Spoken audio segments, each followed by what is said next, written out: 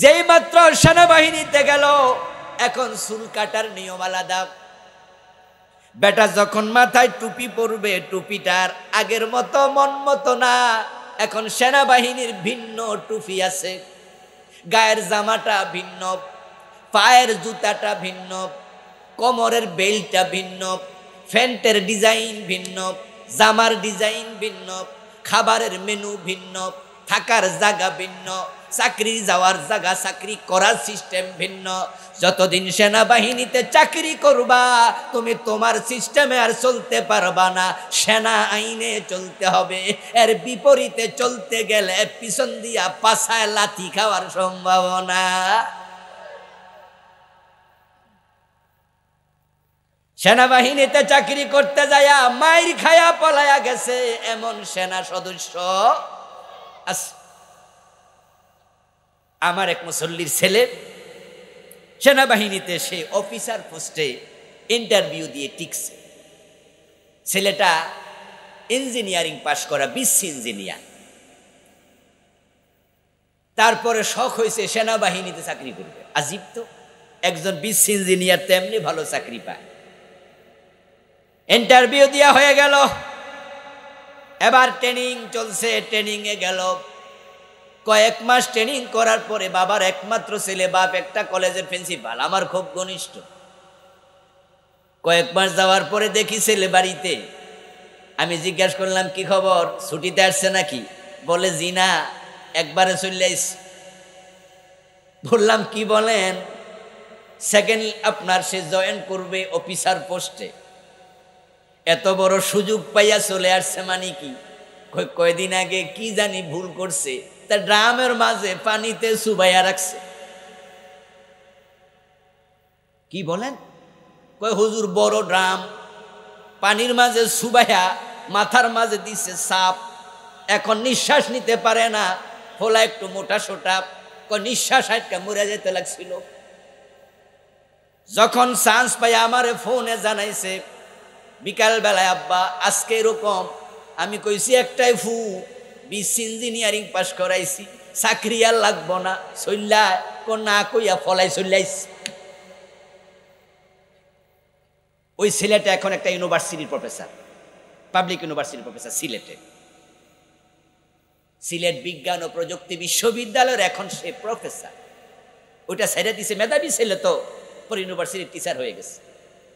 আমি আপনাদের কি বুঝাতে চাইলাম? চাকরি করবা সেনাবাহিনীতে, উল্টা পাল্টা চললে তোমাকে পানিতে চুবাইবে, তোমাকে পিছনে লাথি মারবে, তোমাকে আইন কেমনে মানে সেটা বুঝাইয়া ছাড়বে। পুলিশে চাকরি করবেন, পুলিশের পোশাক পরবেন, পুলিশের মতো ডিউটি করবেন। আমি মাদ্রাসায় পড়াই, চাকরিতে যখন যাই প্রিন্সিপাল যা বলে তা মানতে আমি বাধ্য। যান হুজুর কামেলে ক্লাস করেন, জি হুজুর। এবার একটু ফাজলে যান, জি হুজুর। রুটিনে 3টা ক্লাস দিলাম, 3টে একটু করবেন। যদি বলি না আমি এত বড় বক্তা, কয় টাকার বেতন দেন, আমি আমার মন মতো ক্লাস নেব, কানে কানে বলে দেবে শৃঙ্খলা না মানলে আপনার মতো আমাদের লোক দরকার নাই।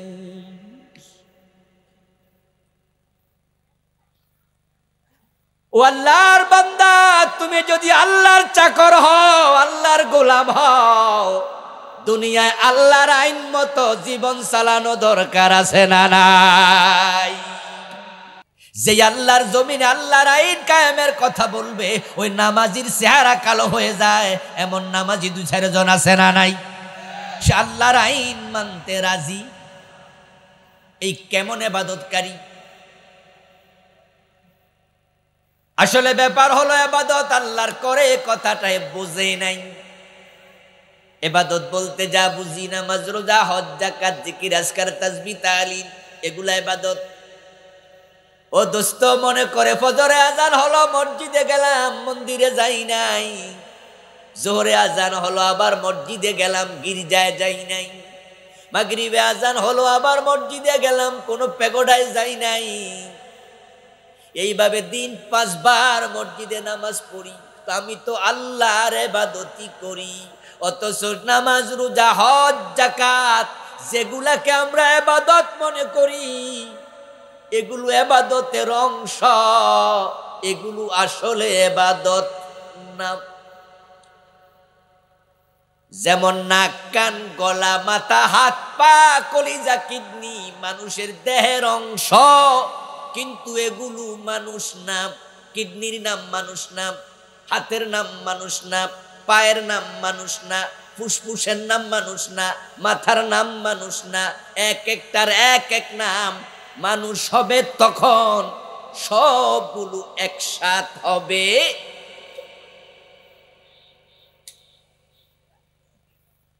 আপনি নামাজ পড়েন, আপনি নামাজি, কিন্তু আপনি বলতে পারবেন না আমি ইবাদতকারী, কারণ ইসলামে নামাজ ছাড়া আরো কাম আছে না নাই? ও দোস্ত, ইবাদত যদি আপনি ঠিকই করেন, ইবাদতকারী সব হবে জান্নাতি, কিন্তু সব নামাজি জান্নাতি না। নামাজিদের মাঝে ওয়াইল দোজকে যাবে এমন নামাজিও। 5 ওয়াক্ত নামাজ পড়ে ওজনে কম দেয় এমন ব্যবসায়ী নামাজি বাংলাদেশে আসেনি? আপনাদের এলাকায় নাই? এই তো রমজান আসতেছে, টুপি মাথায় দিয়া মালে বেজাল দেবে। রমজান আসার আগে টুপি দোকানে ভিড় বেড়ে যাবে, টুপি মাথায় দিয়া গায়ে পাঞ্জাবি দিয়া মাল গুদামজাত করে রমজানের আগে দাম বাড়াইয়া দেবে এমন ব্যবসায়ী আছে না নাই? ওজনে যারা কম দেয় তারা নামাজ, রোজা, হজ, যাকাত যাই করুক, তাদের জায়গা ওয়াইল দোজক। এটা আল্লাহ নিজে কোরআনে বলছে, ওয়াইলুল লিল মুতাফফিফিন আল্লাযীনা ইযা ক্তালু আলান নাসি ইস্তাওফুন ওয়া ইযা কালুহুম আও ওয়াজানুহুম ইউখসিরুন। সবে আওয়াজ দিয়া পড়েন নাউজুবিল্লাহ। এটা নাউজুবিল্লাহর আয়াত। আল্লাহ তাআলা বলেন, যারা ওজনে কম দেয়, আনার সময় বেশি আনে, দেয়ার সময় কম দেয়, আমি আল্লাহ বলছি ওয়াইলুল লিল মুতাফফিফিন, এমন লোকদের জন্য আমি ওয়াইল দোজক বানাইছি। তিরমিজিতে আসছে, ক্বালান নবী সাল্লাল্লাহু আলাইহি ওয়াসাল্লাম, আল ওয়াইলু ওয়াদিন ফি জাহান্নাম ইয়াহবি ফিহিল কাফিরু 40 খরিফা ক্বাবলা আন ইয়াবলাগা কারাব। ওয়াইল হচ্ছে জাহান্নামের একটি গর্তের নাম, যে গর্তে জাহান্নামীকে ফেলে দিলে তলায় যেতে 40 বছর লাগবে।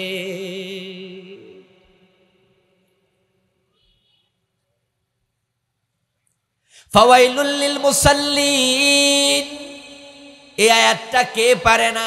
আমরা সবাই তো পারি।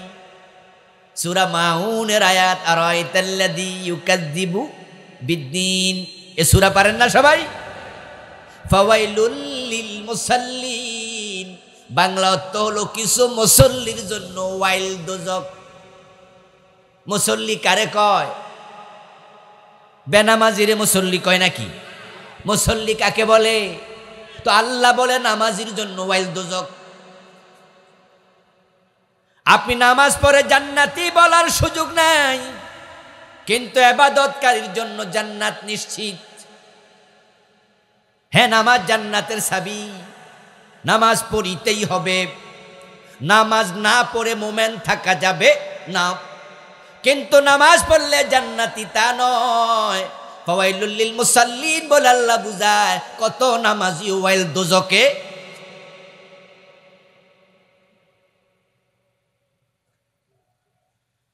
ইবাদতকারীর ব্যাপারে আল্লাহর বক্তব্য কি এবার কোরআন থেকে শুনুন। ফাদখুলি ফি ইবাদি ওয়াদখুলি জান্নাতি। সুবহানাল্লাহ পড়েন। হাসরের দিন আল্লাহ তাআলা বিচার যখন করবেন, বিচারের দিন তিনি তার বান্দাগুলোকে লক্ষ্য করে বলবেন, ও আমার বান্দারা, ফাদখুলি ফি ইবাদি, তোমরা আমার ইবাদতকারী বান্দাদের কাতারে দাঁড়াও দেখি। সেদিন যারা ইবাদতকারী তারা লাইন ধরে দাঁড়াবে, তাদের সংখ্যা হবে 120 লাইন, 120 কাতার। রাসূলুল্লাহ বলেন আহলুল জান্নাতি 20 আও 100 সাফ, জান্নাতীরা সেদিন 120 কাতার হবে। 80 মিন উম্মতি, 80 কাতার হবে আমি নবী মুহাম্মাদের উম্মত। সুবহানাল্লাহ পড়েন। ওয়া 40 মিন সাইরিল উমাম, আর 40 কাতার হবে সব নবীর উম্মত। ফাদখুলি ফি ইবাদি বলার সাথে সাথে 120 কাতারে মানুষ দাঁড়াবে। দুনিয়া যারা ইবাদত করছে সবাই দাঁড়াবে। এবার আল্লাহ বলবেন ওয়াদখুলি জান্নাতি, তোমরা আমার জান্নাতে প্রবেশ করো। সবাই জান্নাতে ঢুকে যাবে। এখন কিছুক্ষণ আগে যে আপনারা সবাই চিৎকার দিয়ে বললেন আমরা ইবাদত করি আল্লাহর, তাহলে তো সব জান্নাতি মানুষ এখানে এসে গেছে। ইবাদতকারী জান্নাতি, এটা আল্লাহর কোরআনের কথা। কিন্তু আপনি যে নিজেকে ইবাদতকারী দাবি করলেন, এটার মাঝে আছে ভেজাল। নামাজও পড়বেন, সুদও খাবেন, নামাজও পড়বেন, ঘোষও খাবেন, নামাজও পড়বেন, ওজনে কম দেবেন, মালে ভেজাল দেবেন, নামাজ করবেন, বাপ মরছে, মা মরছে, 7 বছর 10 বছর বোনের জমি দেয় না, এমন নামাজি আছে না নাই? তুমি ইবাদত বোঝই নাই, তুমি ইবাদতকারী না, তুমি নামাজি, তুমি হাজি। সিনেমার নায়ক হজ করছে, এমন সিনেমার নায়ক আছে না নাই? ওই হজ বুঝি তার জন্য ইবাদত হইছে?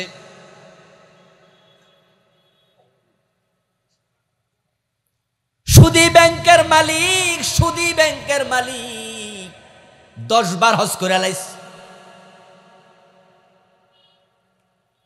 হাসান লোক ইনু, রাশেদ খান মেননের মতো লোক 3 বছর আগে দুইজনই হজে গেছে। ইসলামকে যদি কোনো প্রাণী বানায়া তাদের হাতে তুলে দেয়া যেত, এই রাশেদ খান মেনন, এ হাসানুল হক ইনু ইসলাম নামক প্রাণীটাকে জবাই করতে 1 সেকেন্ড দেরি করতো না। এত বড় জানোয়ার, জালেম। টেলিভিশন টকশো বলেন, সংসদ ভবনের আলোচনা বলেন, তাদেরকে যদি 24 ঘন্টার সময় শুধু আলোচনার জন্য দেয়া হতো, 24 ঘন্টার মাঝে 24 ঘন্টা ইসলামের বিরুদ্ধে শুধু বলতো। এত ইসলাম বিদ্বেষী, অথচ সরকারি টাকায় হজ করছে। নামের আগে আলহাজ মানি ইবাদতকারী না, কপালে কালো দাগ আছে, নামাজি ইবাদতকারী না। এদেশের লোকেরা অনেকে ইবাদতটাই বুঝে না। এবার একটু আমি ভালো করে বুঝাই। আপনি যে ভাবছেন নামাজের নামে ইবাদত, বলুন তো সূর্য যখন ওঠে তখন নামাজ পড়লে সওয়াব হবে না গুনাহ হবে? যারা বোঝেন তারা জবাব দেন।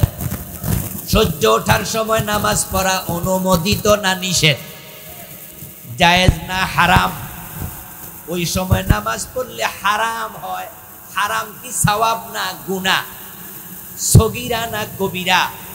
তো নামাজ না ইবাদত, গুনাহ হবে কেন?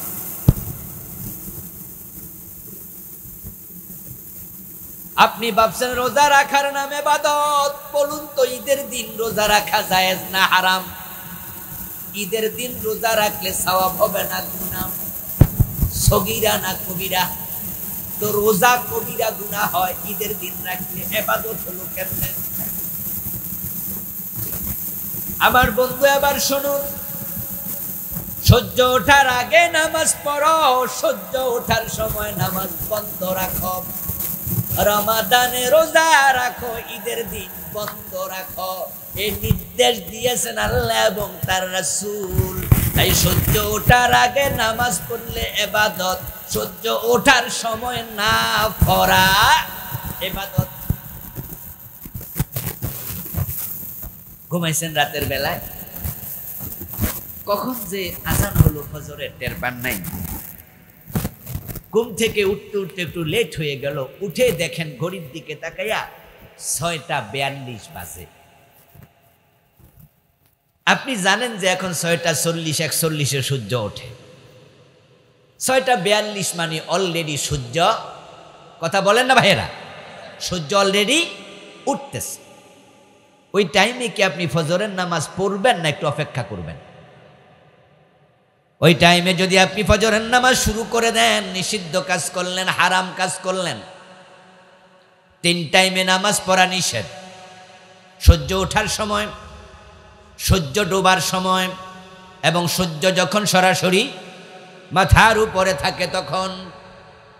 রাসূলুল্লাহ বলছেন নামাজ তখন পড়ো না, তখন নামাজ পড়া নিষেধ।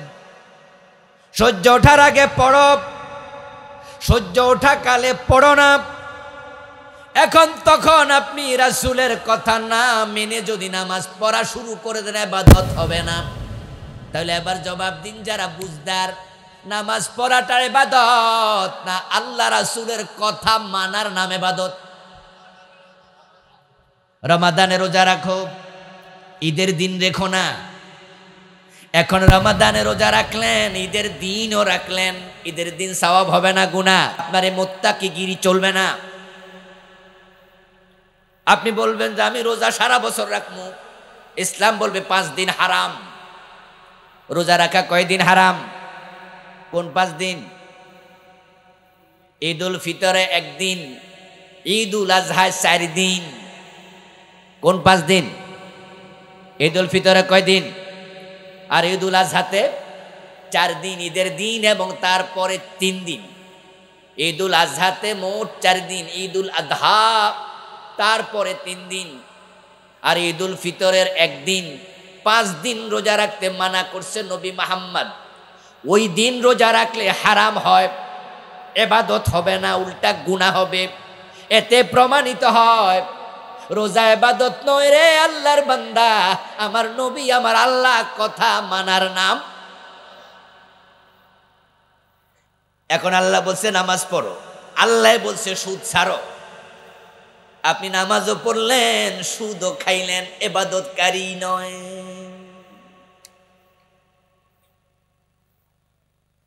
দেহের সবগুলা অঙ্গ এক জায়গায় হলে এটার নাম হয় মানুষ। ইসলামের যত অঙ্গ আছে সব এক জায়গায় একত্রিত হলে তার নাম হয় ইবাদত। আমাদের মা বোনরা যে গলা চেইন পরে, গলার চেইনের মাঝে দেখবেন যে অনেকগুলো আংটা, এক একটা চেইনে 100-200 আংটা। যদি 100 আংটা দিয়ে একটা চেইন বানানো হয়, 99টা আংটা ঠিক আছে, একটা আংটা ছুটে গেছে, এই চেইন গলায় দেয়া যাবে নাকি? ইসলামের যত ফরজ আছে, ওয়াজিব আছে, সবগুলো একসাথে তোমাকে মানতে হবে। যদি একটাও না মানো, জান্নাতে যাওয়ার পথে বিপদে পড়ে যাবে। নামাজের মাঝে আর কানা হাকাম কয়টা ফরজ? এই নোয়াখালীর ভাইয়েরা কথা বলতে হবে, কয় ফরজ? 13। 12টা মানলেন, একটা মানেন নাই, নামাজ হবে কেন? 12টা তো মানছেন। ও আমার ভাই, আল্লাহর দিন মন গড়া নয়, আল্লাহ এবং রাসূলের কথা মতো মানা লাগে। ইবলিস শয়তান যে কাফের হয়ে গেল, সে আল্লাহর আইন মানে নাই কয়টা? কথা বলেন না। কাদিয়ানীরা যে কাফের হলো, তারা কোরআনের ভিতরে যা আছে কয়টা মানে না? শুধু একটা। তারা নবী মুহাম্মদকে শেষ নবী মানে না। কোরআনে যা আছে বাকি সব মানে সব। কাদিয়ানীদের মাঝে সুদ খায় না এমন কাদিয়ানী, 5 ওয়াক্ত নামাজ পড়ে এমন কাদিয়ানী, টুপি দাড়ি পাজামা পাঞ্জাবি পাগড়ি, হজ করছে যাকাত দেয় এমন ভালো কাদিয়ানীও আছে। প্রবলেম এক জায়গায়, নবী মুহাম্মদকে শেষ নবী মানে না। ও বেটা, যত নামাজি আর হাজি হোক, একটা আইন না মানার কারণে বেটা মুমিন না কাফের। কাদিয়ানী মানে না একটা, ইবলিস আল্লাহর কথা মানে না একটা, ইবাদতকারী আর থাকলো না, কাফের হয়ে গেল। চোর ধরে হাত কাটো, ডাকাত ধরে শুলে দাও, জেনা করলে 100 বেত লাগাও, মদ পান করলে 80 বেত লাগাতে হবে, আল্লাহর আইন দিয়ে আল্লাহর জমিন চালাতে হবে। এই আদেশগুলো কোরআন হাদিসে আছে না নাই? 53 বছরে কয়জন চোরের হাত কাটছেন? কয়জন জেনাকারীকে 100 বেত লাগাইছেন? কয়জন মদখোরকে 80 বেত দিছেন? তো শয়তান মানে না একটা, বাংলাদেশের মানুষ মানে না কয়টা? এরপরও তারা কয় আমরা ইবাদতকারী। ওয়াকাদা রাব্বুকা আল্লা তা'বুদু ইল্লা ইয়্যা, আল্লাহর পয়সালা ইবাদত হবে শুধু কার? ইবাদত শব্দটি আব্দুন শব্দ থেকে এসেছে। আব্দুন মানে গোলামি, চাকরি, বন্দেগি, দাসত্ব। ইবাদত মানে হলো যে ব্যক্তি ইবাদতকারী সে হলো আব্দুন মানে দাস, চাকর, গোলাম। ইবাদত মানে দাসত্ব, চাকরি, গোলামি। এখন আল্লাহর গোলাম যে হবে সে আল্লাহর চাকর হইয়া, আল্লাহর দাস হইয়া জীবনের সব জায়গায় আল্লাহর কথা মতো চলতেই হবে। আল ইবাদাতু হিয়া কাযাউল হায়াতি বিহাসবি আওয়ামিরিল্লাহি তাআলা ওয়া নাওয়াহি। ইবাদত তাহলে কাকে বলে? ইবাদতের সংজ্ঞা হলো মা তাকুমুর রাসূলু ফাখুযুহু ওয়া মা নাহাকুম আনহু ফান্তাহু। ইবাদতের সংজ্ঞা আল্লাহ দিলেন, আমার রাসূল যা করতে বলেছেন করো, যা ছাড়তে বলেছেন ছাড়ো। আল ইবাদাতু হিয়া কাযাউল হায়াত বিহাসবি আওয়ামিরিল্লাহি তাআলা ওয়া নাওয়াহি। ইবাদত মানে হলো আল্লাহ এবং রাসূল যা বলেছেন তার কথার আলোকে জীবন পরিচালনা করা। জীবন আছে যেখানে ইবাদত আছে সেখানে। রাসূল যা করেছেন তা করা ইবাদত, রাসূল যা ছেড়েছেন তা ছাড়ার নাম ইবাদত। রাসূলের মতো ঘুমাবেন, ঘুম ইবাদত। রাসূলের মতো খাবেন, খাওয়া ইবাদত।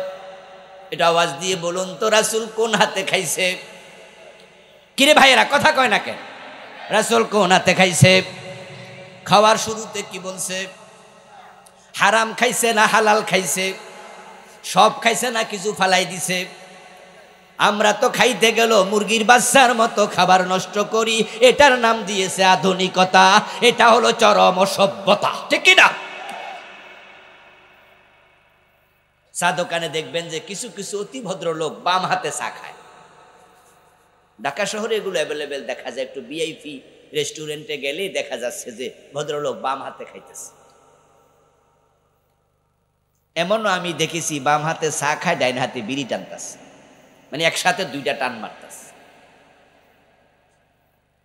ও প্রিয় ভাইরা, রাসূলুল্লাহ সাল্লাল্লাহু আলাইহি ওয়াসাল্লাম বলছেন তোমরা ডান হাতে খাও, বাম হাতে নাম। ইন্নাশ শায়তানা ইয়াকুলু বিশিমালিহি ওয়া ইয়াশরাবু। বাম হাতে পানি পান করে, বাম হাতে খাবার গ্রহণ করে ইবলিস শয়তান। ডান হাতে খাওয়া ইবাদত। হাত্তা তাজআলাল লুকমাতাল্লাতী ফি ইমরাতিকা। তুমি তোমার স্ত্রীর মুখে যে খাবার তুলে দিলা এটাও সাদকার সওয়াব হবে। রাসূলের মতো ঘুমাও ইবাদত, রাসূলের মতো খাও ইবাদত, রাসূলের মতো টয়লেটে ঢোকো বাম পা দিয়া, বের হও ডান পা দিয়া, এটাও ইবাদত। রাসূলের মতো নামাজ পড়ো ইবাদত। শুধু রাজনীতি যখন করবা তখন বঙ্গবন্ধু আর শেখ মুজিব, জিয়াউর রহমানের মতো করবেন, এখানে ইবাদত দরকার নাই, ঠিক না? নামাজ পড়ে রাসূলের মতো, রোজা রাখে রাসূলের মতো, হজ করে রাসূলের মতো, কিন্তু দেশ চালাইছে 53 বছর। এখানে রাসূলের আইনে, আল্লাহর আইনে চালায় না। এগুলো সুবিধাবাদী, আসল ইবাদতকারী না। বঙ্গবন্ধুকে আমরা সম্মান করি, শহীদ প্রেসিডেন্ট জিয়াউর রহমানকে সম্মান করি, তাদের প্রতি শ্রদ্ধা এবং সম্মান রেখে বলি, তারা যেই আল্লাহর আইনে দেশ চালাইল না, 53 বছরে যারা চালাইল না, তাদের ওই অংশটুকু ইবাদতের ভিতরে আর নাই। আমার রাসূল যখন মদিনার প্রেসিডেন্ট ছিলেন 10 বছর, আওয়াজ দিয়ে বলুন তো তিনি মন মতো চালাইছেন আল্লাহর কোরআন মতো? বাংলাদেশে কোরআন আছে না নাই? 53 বছরে কোরআন দিয়ে দেশ চলছে কয়দিন? একদিনও চলল না। তাহলে বোঝা গেল রাজনৈতিক জীবনটা ইবাদতের ভিতরে রাখা যায় নাই। এজন্য আমরা আল্লাহর কিছু বান্দা আপনাদেরকে এটাই শিখাই, নামাজ রাসূলের মতো, রোজা রাসূলের মতো, হজ রাসূলের মতো, বুকে হাত বাঁধবেন রাসূলের মতো, আমিন বলবেন রাসূলের মতো, টুপিদারি রাসূলের মতো। দেশ যখন চালাবেন, ভোট যখন দেবেন, নেতা যখন বানাবেন, তাদেরকেও রাসূলের চরিত্র আছে কিনা সেটা দেখা দরকার আছে না নাই?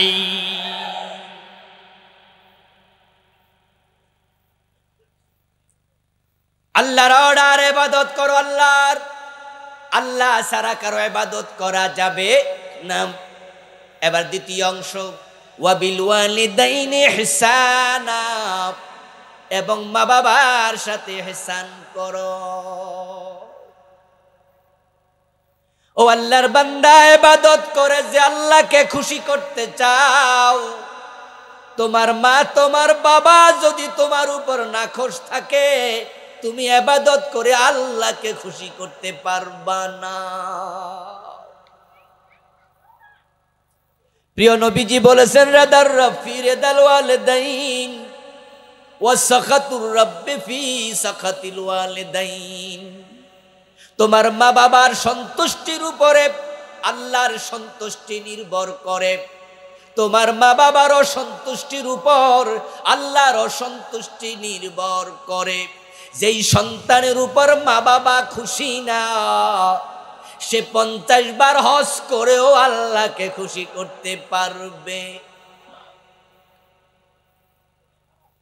যেই সন্তানের উপরে মা বাবা খুশি না, সে তাহাজ্জুদের নামাজে কপালে দাগ ফালাইও মা বাবাকে খুশি, আল্লাহকে খুশি করতে পারবে না। ও প্রিয় ভাই, শীতের মাঝে তুমি ফজরে চলে যাও জান্নাত পাওয়ার জন্য, মসজিদে গেলাম, মসজিদে তো জান্নাত নাই। 5 লাখ টাকা খরচ করে মক্কায় গেলা, মক্কায় জান্নাত নাই। নবী মুহাম্মদ বলছেন, জান্নাত আছে তোমার মায়ের পায়ের নিচে। قال النبي صلى الله عليه وسلم الوالد اوسط ابواب الجنه। জান্নাতে প্রবেশের যত দরজা আছে, বাবা হলো জান্নাতে প্রবেশের সবচেয়ে বড় দরজা। এই কোরআনের সবচেয়ে বড় পণ্ডিত আলেম যিনি, রাসূলুল্লাহর পরে একজন সাহাবী যাকে রাইসুল মুফাসসিরিন বলা হয়, উনার নাম আব্দুল্লাহ ইবনে আব্বাস রাদিয়াল্লাহু তাআলা আনহুমা।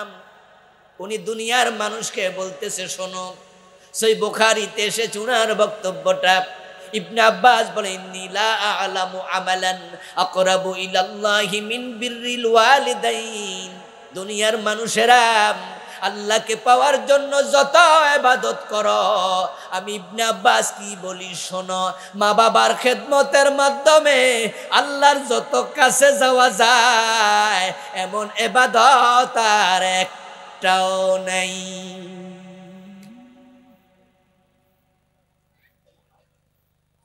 মা বাবা খুশি হলে তুমি সহজে জান্নাত পেয়ে যাবে। প্রিয় নবীজি মেরাজের রাতে জান্নাতে ঢুকলেন, ঢুকে দেখেন জান্নাতে আল্লাহর এক বান্দা কোরআন তেলাওয়াত করছে। রাসূলুল্লাহ জান্নাতে কোরআন তেলাওয়াতকারী লোকটাকে দেখে দাঁড়ালেন। যদি ঈসা নবীর উম্মত হতো ইনজিল পড়তো, যদি মূসার নবী উম্মত হতো তাওরাত পড়তো, কোরআন পড়তেছে মানে আমার উম্মত। কি সৌভাগ্যবান মানুষ, জান্নাত পেল, জান্নাতে কোরআন তেলাওয়াতের অনুমতিও পেল।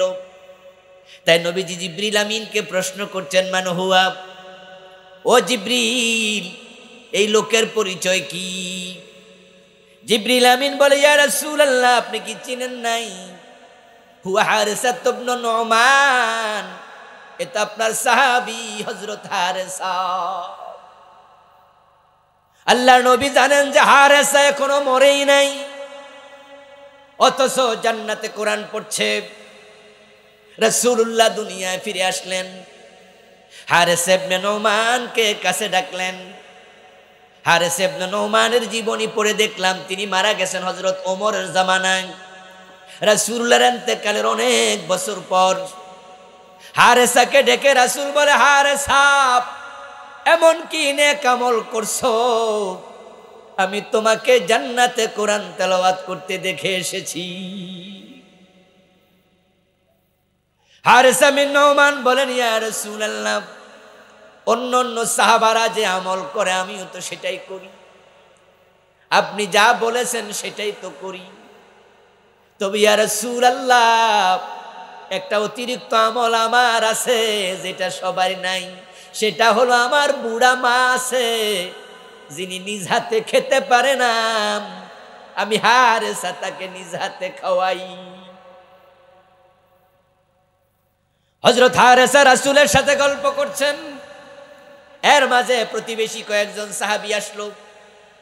এসে তারা বলতেছে, ইয়া রাসূলুল্লাহ ইন্নাহু ইয়াগসিলুহা বিয়াদি ওয়া ইয়াফলি রাসাহা বিয়াদি ওয়া ইউতইমুহা বিয়াদি।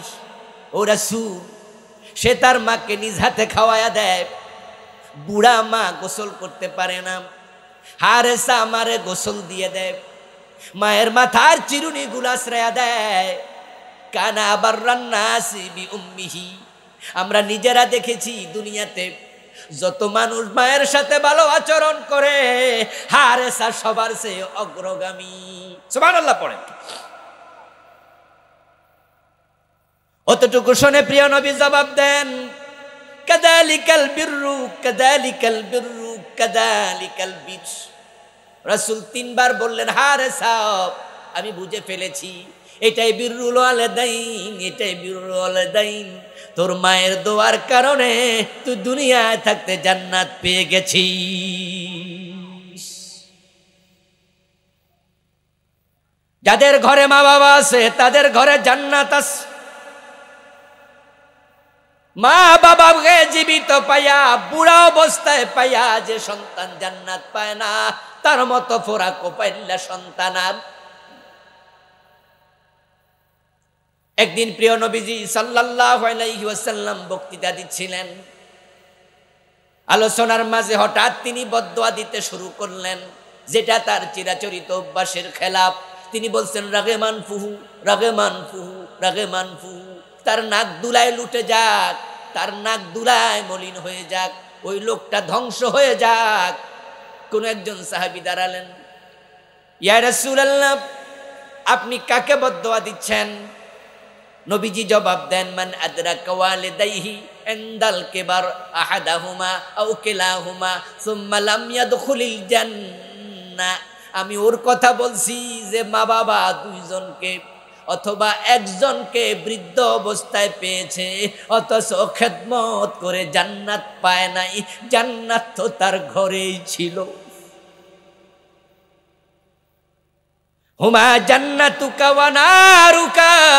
আর এক সাহাবী বলছিল, রাসূল আমার মা আমার বাবার কি কি হক আমার উপরে আছে বলুন। রাসূল এক কথায় জবাব দেয়, আল্লাহর বান্দা, তারাই তোমার জান্নাত, তারাই তোমার জাহান্নাম। ও যুবকেরা, সেই মা সেই বাবা ঘরে, অথচ তোমরা বউ পাইয়া মা বাবার কথা বলে যাও। বিয়ের 1 বছর পরে বউ নিয়ে শহরে চলে যায়, বাবার খবর মায়ের খবর নেয় না। 2 সন্তানের বাবা, 2 ছেলের বাবা রিকশা চালায়, এমন বাবাও। ঢাকায় মাঝে মাঝে আমি দাড়ি ফাঁকা রিক্সাওয়ালা দেখলে আগ্রহ করে যাইয়া উঠি। মাঝে মাঝে বিবেক বলে এই বুড়া মানুষের গর্দানে কেমনে চড়ি। এমন বুড়াও পেয়েছি আমি রিক্সাওয়ালা, তাকায় দেখি একটা দাঁতও নাই, মুখের মাঝে সাদা দাড়ি, গাল ছাপা, ভিতরে ঢুকে গেছে। বুড়া মানুষ কেমনে চালাবে? কিন্তু যদি আবার না উঠি, চাল কিনবে কি দিয়ে? উঠে 20 টাকা 100 টাকা 50 টাকা বেশি দিয়ে দেই, উপকার হবে। জিজ্ঞাসা করেছি চাচা বাড়ি কই? উত্তরবঙ্গে। সন্তান নাই, 3 ছেলে আছে, রিক্সা চালান কেন? ফেল ফেল নয়নে তাকায়া বলে চাচা পোলাপান বিয়ে কইরা বউনি আলাদা, আমার আর তোমার চাচির খবরটাও।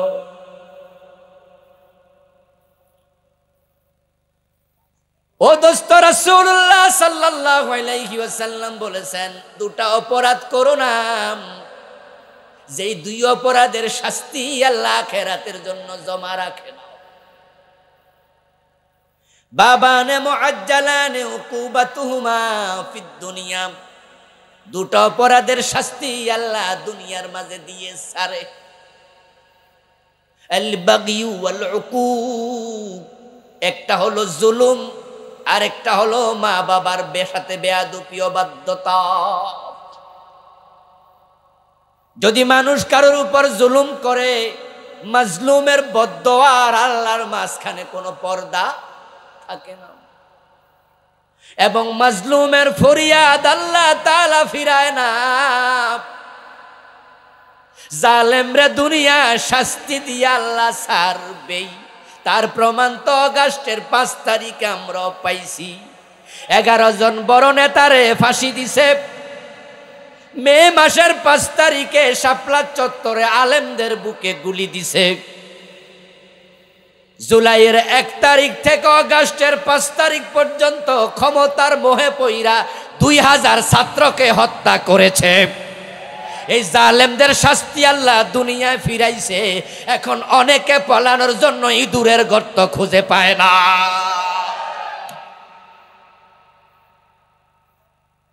এমন বেজ্জতি আল্লাহ করছে যেটা কল্পনাতীত। সামনে আরো কপালে আছে, অপেক্ষা করুন শুধু। এই জুলমের রেজাল্ট আল্লাহ তাআলা না দিয়া ছাড়বে না। বিনা অপরাধে যাদের ফাঁসি দিছ, ওরাও সেজদায় গিয়ে আল্লাহর কাছে ফাঁসির আগে কত বদদোয়া দিছে। নবীজি মুহাম্মদ বলছেন, দাওয়াতুল মাজলুমে মাকবুলা ওয়া ইন কানা ফাসিকা। মাজলুমের বদদোয়া কবুল হয়, মাজলুম যদি খারাপ মানুষ হয়। উত্তরবঙ্গে বাড়ি, রিক্সা চালাইতেছে আপনাদের কোম্পানিগঞ্জ বাজার এলাকার নেতার ভাতিজা, ঢাকা বিশ্ববিদ্যালয়ে পড়ে, তাগড়া জওয়ান, পা মাটিতে পড়ে না, অহংকার, জমিদারের ছেলে, চাচা এমপি, চাচা মন্ত্রী। এই রিক্সা যাবে নাকি? রিক্সাওয়ালা বলে চলেন স্যার। নাইমায় তাকে 20 টাকার নোট ধরাইয়া দিছে, অথচ ভাড়া 40 টাকা 50 টাকা। রিক্সাওয়ালা কয়, স্যার দরদাম কইরা তো আসেন নাই, ভাড়া কম দিলেন কেন? 40 টাকার ভাড়া। রিক্সাওয়ালার কয়, আমারে চিনস? যা দিছি নে, না হয় কিন্তু এটাও নিয়ে যাবো। রিক্সাওয়ালা কয়, আপনারে চিনে আমার কি লাভ? আমি গরিব মানুষ, আমার টাকার নোট চিনা দরকার, চাল কিনবো, ডাল কিনবো, টাকা দেন তাড়াতাড়ি। সাথে সাথে নোটটা হাতে নিয়ে গালে একটা থাপ্পড় মেরে দিল। যাও বেটা। বাসে টাকা নিয়ে হেল্পারের সাথে মারামারি লেগে যায়। রিক্সাওয়ালার সাথে 10 টাকা 20 টাকা নিয়ে ঝগড়া শুরু করে দেয়। এমন কিছু ছোট লোক আছে না নাই? গালের মাঝে থাপ্পড় মেরে 20 টাকার নোট হাতে নিয়ে নিলেন। রিক্সাওয়ালা উল্টায় আপনাকে থাপ্পড় দেবে, ক্ষমতা তার। বরং রিক্সাওয়ালা তাকায়া দেখে পাশের চা দোকানের মানুষ রিক্সাওয়ালারে থাপড়াইছে। চা দোকান থেকে তাকায়া তাকায়া দেখে কেউ বাধা দেয় না, কথাও বলে না, বরং এই ছেলে ওই চা দোকানের দিকেও তাকায়া তাকায়া রিক্সাওয়ালারে ধমকায় চোখ বড় করে। রিক্সাওয়ালা বুঝে ফেলেছে এই লোকের সাথে তর্ক করলে আরেকটা থাপ্পড়ও দিতে পারে, তাই একটা কথাও বলে নাই। হাতলে হাত রেখে রিক্সার পেডেলে পা রেখে আস্তে করে রিক্সা ঘুরাইয়া যায় আর আসমানের মালিকের সাথে কথা বলা শুরু করছে। ও আসমানের মালিক, গরিব বানাইলা কেন? আমি তো চুরি ডাকাতি করি নাই, থাপ্পড় খাইলাম কেন? ন্যায্য ভাড়াটা চাইছিলাম। ও আসমানের মালিক, আমি তার বিচার করতে পারি নাই। দোকানের লোকেরা দেখো কেউ আগে আসে নাই, বিচারটা তোমার কাছে দিয়ে দিলাম। মামলা চলে গেল কার কোর্টে? কথা বলতে হবে, বলুন না কার কোর্টে? এই বেটা যে থাপ্পড় মারলো 3 কেজি ওজনের, এবার বলুন তো আসমানের মালিক 10 কেজি ওজনের থাপ্পড় তার গালে ফিরাইয়া দেওয়ার ক্ষমতা আল্লাহর আছে না নাই? রাসূলুল্লাহ বলেন দাওয়াতুল মাজলুম মাকবুলা, মাজলুমের বদদুয়ার সাথে সাথে কবুল। অন্য হাদিস আছে লাইসা বাইনাহা ওয়া বাইনাল্লাহি হিজাব, ওই লোকের বদদুয়া আর আল্লাহর মাঝখানে কোনো পর্দা। ওই রিক্সাওয়ালা যদি হিন্দু হয়, বৌদ্ধ হয়, বেনামাজি হয়, সে মাজলুম, তাই তার বদদুয়া কবুল। এবার আপনাদের কাছে বলতে চাই, আল্লামা সাঈদীর মতো মানুষটারে 13টা বছর যারা জেলখানায় বন্দি রাখলো, দোষ দিল উনি হত্যাকারী, উনি নাকি ধর্ষণকারী, উনি নাকি মানুষের বাড়িতে অগ্নি সংযোগকারী। অথচ আল্লাহর বান্দা তার ছেলের জানাজার নামাজে এসে লাখ মানুষের সামনে দায়িত্বহীন ভাবে বলেছে, আমি আল্লাহর জাতের কসম করে বলি 71 সালের কোন কাদা বালি আমার গায়ে লাগে নাই। ওই জানাজার নামাজে আমি উপস্থিত ছিলাম, হুজুরের সামনেই ছিলাম। আল্লাহর জাতের কসম করে উনি বলছেন, আমি স্বাধীনতার সময় কোনো দলও করতাম না। তোরা যে অপবাদগুলো দিলি তার সাথে আমি সাঈদীর কোনো সম্পর্ক নাই। এই নির্দোষ মানুষটাকে 13টা বছর যারা জেলে রেখে দিল, ওই পাপিষ্ট পাপাচারী কাফেরের মাজলুম হওয়ার পরে বদদুয়া যদি কবুল হয়, আল্লাহর ওলি আল্লামা সাঈদীর চোখের পানি বৃথা যেতে পারে না। প্রতিটা চোখের পানির ফোঁটা গজব হইয়া তোদের উপরে নাজিল হবে।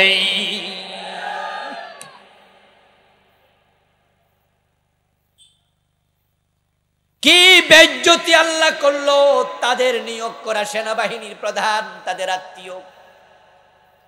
উনারা ঘোষণা করছে 2041, 2041, আর তাদের সেনাবাহিনী তাদের আত্মীয় প্রধান এসে বলে, ম্যাডাম 45 মিনিটের বেশি নাই, তাড়াতাড়ি যান, তাড়াতাড়ি যান, রান্না করা খাবার খাইয়া পলানোর সময় পায় নাই। আপনারা ফেসবুকে দেখেছেন যে রানলো কেডা আর খাইলো কেডা, এক কাপড়ে পালিয়ে গেছে, দ্বিতীয় কাপড় পর্যন্ত নিতে পারে নাই, বরং পরবর্তীতে পোলাপান যাইয়া আলমারি থেকে কাপড় খুইলা ফেসবুকে দেখাইছে না? এমন কাপড় চোপড় যেগুলার নাম নেওয়া যায় না, শরম লাগে। বরং পোলাপানে কই যে বুড়া মানুষই কাপড় দিয়া কি করছে আল্লাহ জানে। কাপড় নিতে পারলো না, খাইয়া যাইতে পারলো না। পৃথিবীর কোন দেশ তাকে এখন জায়গা দেয় না। যদি ইন্ডিয়া জায়গা না দিত পলানোর জন্য, উনি ওই দূরের গর্ত পাইতো না। এই জন্য রাসূল বলছে, 2টা অপরাধ করো না, একটা হলো জুলুম। এখান থেকে শিক্ষা নিতে হবে, আমরা কোনোদিন কারো উপর জুলুম করব না। রাজি রাজি আছেন কিনা? জুলুম করবেন, প্রয়োজনে ঠকবেন, ঠকাবেন। আমরা তো সবাই নিজে জিততে চাই, শুধু জিততে চাই, শুধু জিততে চাই। এই জন্য মানুষকে ঠকাতে আমাদের কোনো রকমের দ্বিধা হয় না। মিথ্যা বলে মাল বিক্রি করার পরে আমাদের মন বলে এটা মিথ্যা না, এটা চালাকি। মিথ্যার নাম কি হয়েছে? চালাকি হয়েছে। মিছা কথা কইয়া 2 নাম্বার মালকে 1 নাম্বার বানায়া বিক্রি করে কয় চালাকি করছি। লাউয়ের পেট বরাবর ছিদ্র, গাছ থেকে টান দিয়া লাউ হাতে নিয়া বাড়ির পাশের বাজারে আসরের সময় বিক্রি করবে। নামাজি মানুষ, টুপি মাথায়, গায়ে পাঞ্জাবি, বাজারে যাই, লাউটা বিক্রি করে অন্য তরকারি সবজি কিনে নিয়ে আসবো। লাউ হাতে নিয়ে দেখে পেট বরাবর পোকে খাওয়ার ছিদ্র। ওই ছিদ্র দেখার পরে মনে মনে ভাবে এই লাউ তো বেচা যাবে না, বেচলেও তো দাম কম, কি করি, আচ্ছা দেখি বাজারে যাই। বাজারে যাওয়ার পরে যখন রাস্তার পাশে দাঁড়ায়া ওই লাউ বিক্রি করার জন্য মাটিতে রাখে, তখন ছিদ্রটা উপরে দেয় না নিচে? নিচে দেওয়ার উদ্দেশ্য কি? মনে মনে একটু চালাকি করলাম। এটা চালাকি না প্রতারণা? কথা বলেন না ভাইয়েরা? হাদিস হচ্ছে মান গাশা ফালাইসা মিন্না, যারা মানুষের সাথে প্রতারণা করে রাসূল বলে তারা আমার উম্মত না।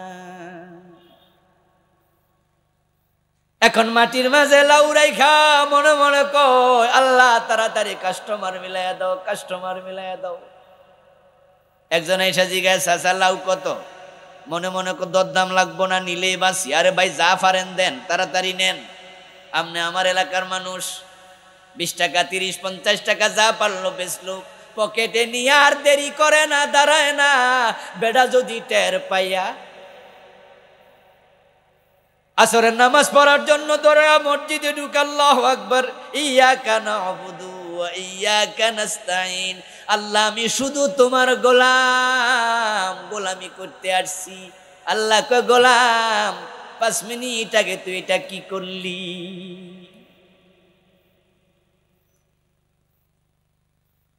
এটার নাম চালাকি না, প্রতারণা। قال رسول الله صلى الله عليه وسلم من باعيبا ولم يبينه عليه لم يزل في مقت الله أو لم تزل الملائكة تلعنه। আমার রাসূল বলেন কোন দোষী জিনিস যদি কেউ বিক্রি করে, তাহলে যার কাছে বিক্রি করবে তাকে দোষটা দেখাতে, যদি না দেখায়া বেছে যখন থেকে বিক্রি করলো আল্লাহর ফেরেশতারা গজবের বদদোয়া দিতে থাকে। এটা জুলুম, জুলুম করবেন না। আরেকটা হলো মা বাবার অবাধ্য হবেন না, বেয়াদবি করবেন না। এখন তো যুবকেরা মা বাবার সাথে এমন আচরণ করে, বউয়ের কথা শুনে মাকে গালি দেয়, এমন জালেমও আছে না নাই? বউকে প্রাধান্য দেয় মায়ের উপরে, বাবাকে মাকে তুচ্ছ তাচ্ছিল্য করে, মা বাবাকে নিয়ে ধাক্কা ধাক্কি পর্যন্ত করে, ঠেলাঠেলি করে। এই ঘরে 10 দিন, ওই ঘরে 10 দিন, এ ঘরে 10 দিন, এরকম করে ছেলেমেয়েরা ঠেলে। 10 দিন যখন শেষ, আস্তে করে সিগন্যাল দেয় কালকে খানা। ও দোস্ত, মা বাবাকে নিয়ে কোনোদিন ঠেলাঠেলি করবা না, মা বাবাকে নিয়ে টানাটানি করবা। সব ভাইয়েরা খাওয়াবে, ভাগ করার অধিকার আছে, আমি এটা নিষেধ করব না। 10 দিন করে খাওয়ানো নাজায়েজ না, কিন্তু দোস্ত তোমাকে বলছি তুমি 10 দিন খাওয়াইবা না, তুমি বলবা মা বাবা আমার ঘরের দরজা 30 দিন খোলা।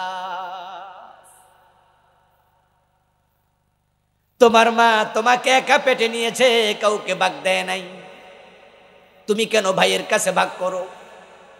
তোমার মা তোমার পায়খানা একা পরিষ্কার করেছে, ভাগ দেয় নাই। তুমি কেন ভাগ করো? তোমার মা তোমাকে প্রসবের বেদনা একা ভোগ করেছে, দুনিয়ার কাউকে ভাগ দেয় নাই, তুমি কেন মাকে ভাগ করো? তোমার মানুষ হওয়া পর্যন্ত যত টাকা পয়সা লাগছে, তোমার বাবা ঘামকে পানি বানায়া কামায়া তোমারে করছে, কাউকে ভাগ দেয় নাই। এজন্য বউয়ের সামনে মা বাবাকে নিয়ে যুবক বলে দিবা, আমার ভাইয়েরা 10 দিন খাওয়াক, আমার আপত্তি নাই, কিন্তু আমার ঘর তো 30 দিন খোলা। আমার মা আমার বাবা মন চাইবে খাবে, কোনদিন তাদেরকে খানা শেষ এই সিগন্যাল দেয়া যাবে?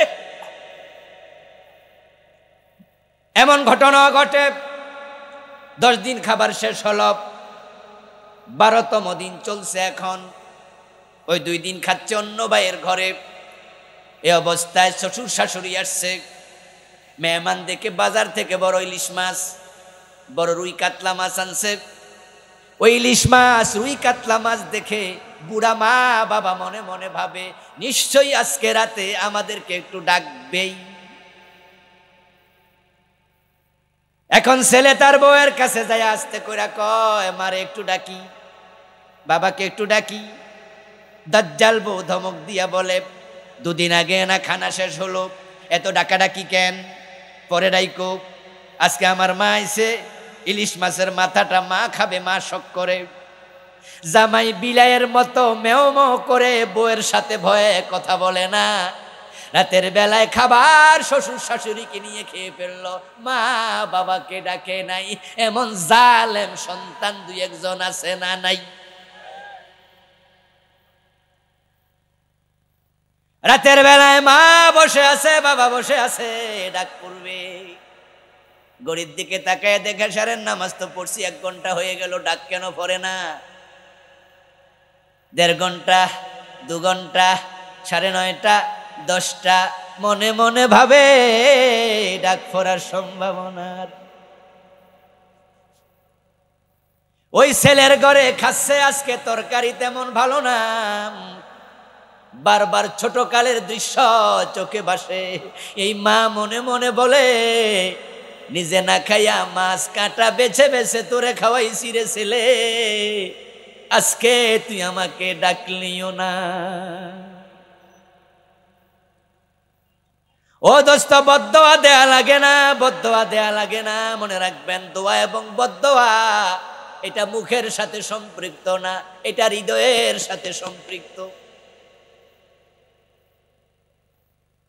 গ্রামে গঞ্জে প্রায় দেখবেন, অধৈর্য হইয়া মা বাবা সন্তানকে মাঝে মাঝে গালি দেয়।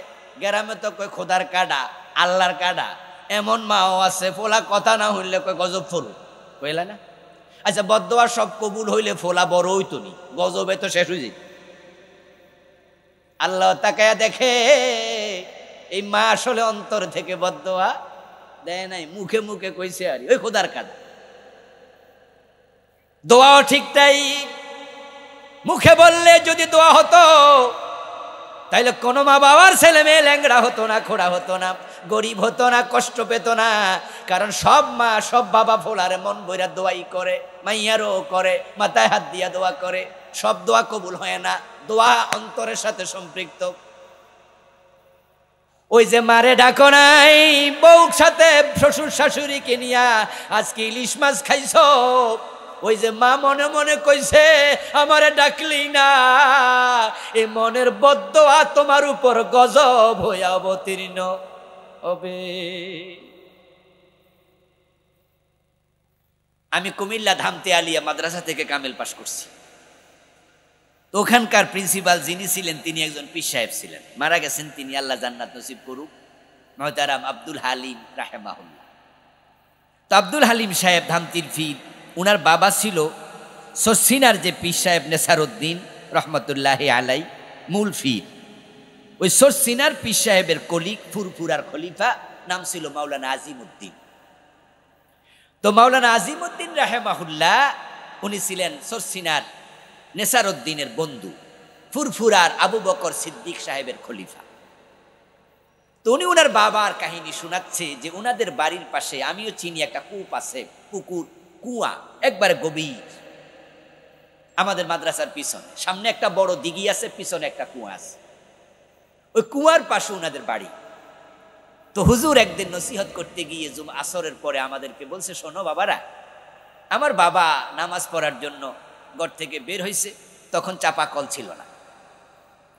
বললো বাবা ওই পুকুরে নেমে অজু করতো ঘাটলায়, কিন্তু শীতকালে পানি নামতে নামতে ঘাটলার থেকে আরো নিচে নেমে গেছে, এজন্য বাবা একটা লোটা নিয়ে পানি ভরে ওই কুয়া থেকে ভরে উপরে এসে অজু করে। তো একদিন তিনি বিকাল বেলায় ওই লোটাটা হাতে নিয়ে উনি কুয়ার দিকে নামতেছে, ভরে এনে অজু করবে। এর মাঝে এক ভদ্রলোক এসছে, দৌড়ে এসে বলতেছে, হুজুর আমার জন্য একটু দোয়া করিয়েন, আমার এই অসুবিধাটা আছে। উনি কি অসুবিধার কথা বলে হুজুরের কাছে দোয়া চাইল, দোয়া চাইয়া আস্তে করে উনি চলে গেল। ঠিক ওই ভদ্রলোক যেতে না যেতে আরেকটা লোক দৌড় মেরে আসছে, দৌড় মেরে এসে হুজুরের বলতেছে, হুজুর আপনি দাঁড়ান, আপনার হাতের লোটাটা আমারে দেন, আমি এক লোটা পানি ভইরা আনি, আপনি কষ্ট কইরা নাইমেন না, আপনি এখানে অজু করে। সে নিচে দৌড় দিয়া নামলো, লোটাটা ভর্তি করে হুজুরের হাতে দিয়া আস্তে করে চলে যাচ্ছে। হুজুর তখন আওয়াজ করে বলতেছে, দোয়া চাইলো কে আর দোয়া পাইল কে? আপনারা একটু বলুন তো, যেই লোকটা লোটা ভর্তি করছে সে কি দোয়া চাইছিল? আর যে দোয়া চাইছে হে কি লোটা ভর্তি করছিল? এখন হুজুরের দোয়াটা আসলে কেডা পাইল, যে চাইছে সে না এ বেটা? মা বাবার দোয়া যদি চাও, মা বাবার সাথে এমন আচরণ করো, মা বাবা যেন তোমার আসনে খুশি হইয়া যায়। মা বাবা যদি খুশি হয়, হারেস ইবনে নুমানের মতো দুনিয়ায় থাকতো জান্নাত পাওয়া যায়। প্রিয় নবীজি বলছেন, যখন সকাল হয় আল্লাহ তাআলা দুনিয়ার দিকে তাকায়, তার বান্দাদের হালত দেখে। তাকায় যদি দেখে আল্লাহর কোন বান্দার উপর গত রাতে তার মা বাবা খুশি ছিল, রাসূল বলেন সকাল বেলায় আফতাহ লাহু বাবানে মাফতুহ আসবাহ লাহু বাবানে মাফতুহান মিনাল জান্নাহ। মা বাবা খুশি, আল্লাহ খুশি হইয়া তার জন্য জান্নাতের দুটা দরজা খুলে দেয়। আর যদি আল্লাহ তাকায়া দেখে গত রাতে তার উপর মা বাবা নাখোশ, মারে দমকায়া ঘুমাইছে, বলল গে কথা কাটাকাটি করছে মা, তাই বাজার থেকে অফিস থেকে রিক্সা চালাইয়া কাম কইরা ফিরে আইছে, ঘরে ঢুকছে আর বউ কইছে, তোমার মা আমার এটা কইতে পারেনি। মায়ের বিরুদ্ধে ছেলের কাছে বিচার দেয় এমন কিছু বউ আছে না? ওরা ছেলেরে খেপাইছে। বউয়ের সাথে কথা শুনে বলতেছে, বুড়িটা কই? নাউজুবিল্লাহ পড়ে, বুড়িটা কই? মা মা বলে চিৎকার দেয় অথবা অন্য কোন শব্দে ডাকে। তারপরে আবার বউয়ের সাথে কি করলা? মা মারে গালি দেয়, বকুনি দেয়, ধমক দেয়, বাবারে খারাপ বলে ঘুমাইছে। আমার রাসূল বলে সকালবেলা আল্লাহ তাকায়া দেখে গত রাতে মা বাবা তার উপর নাখোশ ছিল। আসবাহালাহু বাবানে মাফতুহান মিনান নার, সকালবেলায় সন্তানের জন্য জাহান্নামের দুইটা দরজা খুলে দেয়।